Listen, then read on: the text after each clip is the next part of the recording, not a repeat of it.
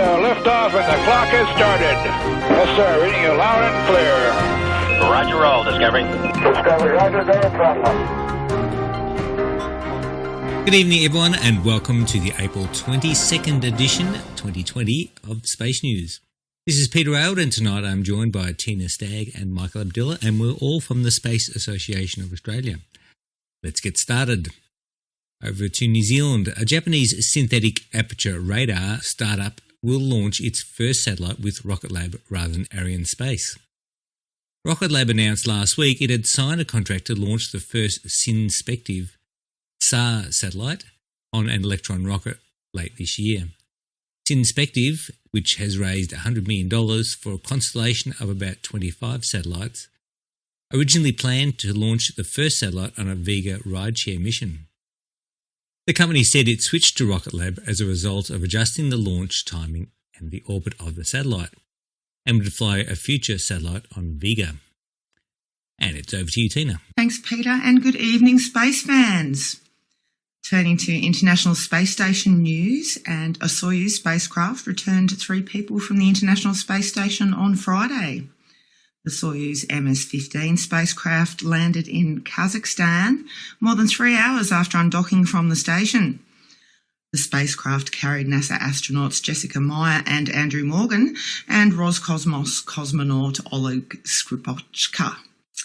Meyer and Skripochka spent 205 days in space, while Morgan spent 272. The coronavirus pandemic reduced the size of the recovery team greeting the crew. NASA has set a May 27 launch date for a SpaceX commercial crew test flight that will be the first mission to launch NASA astronauts to orbit from the United States in nearly a decade. NASA Administrator Jim Bridenstine announced the date in a tweet, saying NASA will once again launch American astronauts on American rockets from American soil. The agency had previously stated it anticipated a launch in mid to late May, but had not given a specific date. The launch from Complex 39A at the Kennedy Space Center will place a Crew Dragon spacecraft into orbit with NASA astronauts Bob Behnken and Doug Hurley on board. The spacecraft will dock with the International Space Station less than 24 hours later for what NASA called an extended stay there. The exact length of the mission has yet to be determined, the agency said. Hurley will serve as spacecraft commander for the mission, designated Demo 2. He will be responsible for launch, landing and recovery activities. Behnken will be the Joint Operations Commander for the mission, responsible for rendezvous, docking and undocking, as well as activities while the spacecraft is docked to the station. And in NASA's Commercial Lunar Payload Services Program news, a commercial lunar lander developer has selected the landing site for its first mission. Intuitive Machines said last week its IM-1 mission will land in a large valley in Oceanus Procellarum, or the Ocean of Storms. The lander will carry a set of NASA payloads as part of the Commercial Lunar Payload Services Program, in addition to commercial payloads. The mission is scheduled for launch in October 2021. And to NASA's lunar program, and NASA expects to announce awards for human lunar landers later this month. An agency spokesperson said last week the Human Landing System Awards would be announced later in the month, but did not give a date. Proposals for the HLS program were due to NASA in November, and the most recent procurement update in February said awards would be made in late March or early April. NASA hasn't disclosed the reason for the delay, but the agency has been working to refine its architecture for getting humans back to the moon by 2024. And to the agency's planetary and space science programs, and NASA's 2020 rover mission remains on schedule for launch in 3 months. Agency officials said last week launch preparations for the mission were continuing, with new precautions to keep people working at the Kennedy Space Center and Jet Propulsion Laboratory healthy during the coronavirus pandemic. The mission has a narrow launch window that opens on July 17 and would be delayed to 2022 if it does not launch by August 5. NASA Administrator Jim Bridenstine, who has previously identified Mars 2020 and the coming SpaceX Commercial Crew test flight as the top two near-term priorities for the agency, said a launch delay to 2022 could cost NASA more than $500 million. Meanwhile, the team that operates NASA's Curiosity Mars rover is continuing the work from home. The team, which normally works on site at the Jet Propulsion Laboratory, set up equipment in their homes to allow them to keep planning the rover's travels during the pandemic. That shift also requires changes in communications, since the team is not in the same room discussing how the rover should proceed. I probably monitor about 15 chat channels at all times, said the chief of the science operations team. And NASA's OSIRIS-REx spacecraft performed a dress rehearsal last week for collecting samples from the surface of the asteroid Bennu. The spacecraft approached to within 65 metres of the asteroid's surface, its closest approach to date, as part of a checkpoint rehearsal exercise. The exercise tested the spacecraft's ability to autonomously approach the asteroid and deploy a sample collection arm. OSIRIS-REx will attempt to collect samples from the surface in August, briefly touching the surface to gather them before pulling away. And over to Michael. Thank you, Tina. And turning to the US Space Force and military space programs, the Pentagon is creating an advisory group for space technology and related issues. According to a memo earlier this month from Deputy Defence Secretary David Norquist, a Space Advisory Committee will be created under the Defence Innovation Board, a panel of business leaders, scholars, entrepreneurs and technologists. The chair of the Space Committee will be Mark Sarangelo, a scholar at the University of Colorado and former chief executive of Sierra Nevada Space Systems. The committee, to be established by the end of the month, will provide impartial advice and insights on space technology, innovation and strategy.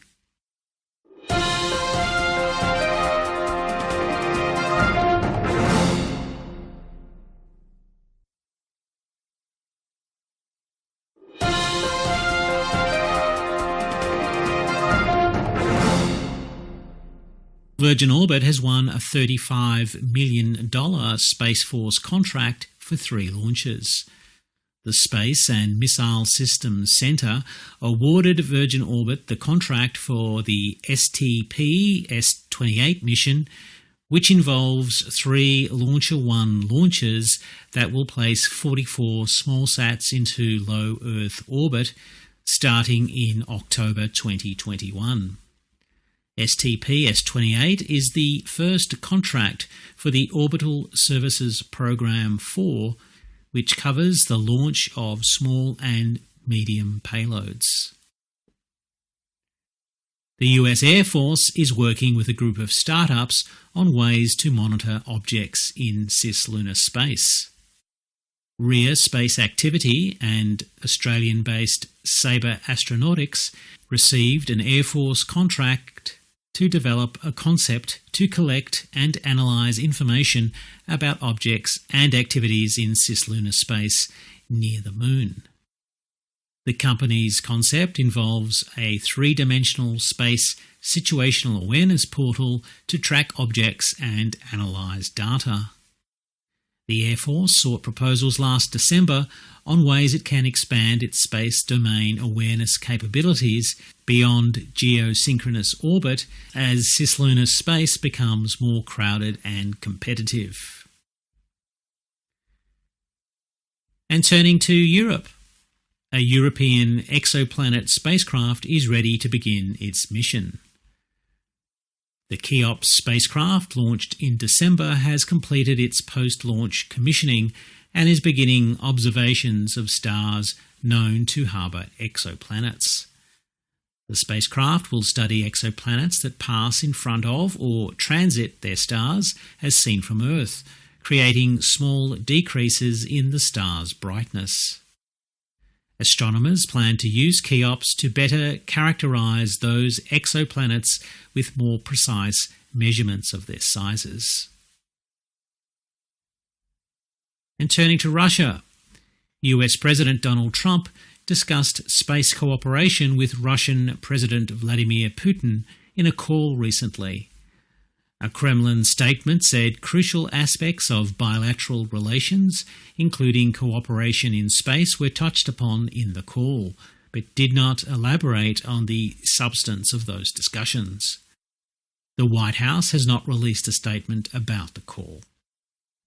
Russian Foreign Ministry, meanwhile, criticised the US State Department for not mentioning Yuri Gagarin by name in a Facebook post marking the International Day of Human Spaceflight recently, the 59th anniversary of Gagarin's flight. That omission, the Russian statement claimed, is disinformation and a base trick of the post-truth epoch. Meanwhile, the manufacturer of Soyuz rockets is putting production on hold during the coronavirus pandemic. Dmitry Baranov, General Director of the Samara Space Center, said the production hold was intended to keep workers safe. The company has 52 Soyuz rockets already built, including 12 at spaceports awaiting launch. Baranov didn't say what effect the bankruptcy of OneWeb, a major customer for the Soyuz, would have on the company. Meanwhile, 3 Proton-M rockets have been returned to manufacturer Khrunichev to replace low-quality parts found during inspections by Roscosmos. The news came after the launch of 2 Russian communications satellites on a Proton was delayed by 2 months because of issues with the launch vehicle. And turning to China. China's Chang'e 4 spacecraft is in its 17th lunar day on the far side of the Moon. The lander and its Yutu-2 rover resumed operations last week after the 2-week lunar night, and both remain in good condition. The spacecraft have been on the lunar surface since January 2019, and Yutu-2 holds the record for the longest-lived lunar rover.